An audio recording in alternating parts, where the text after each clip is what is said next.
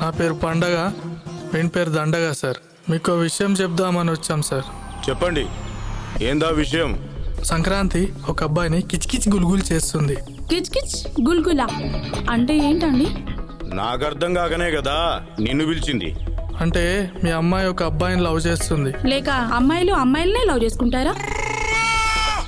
Sankranti love చేస్తుందంటే నేను నమ్మను. సార్ సీన్ చూపించిన సార్. ఏది చూపించు.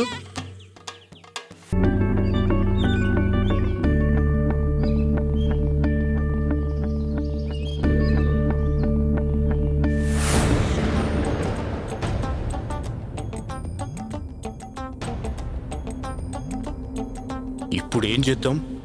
ఇద్దరిని చంపేద్దాం.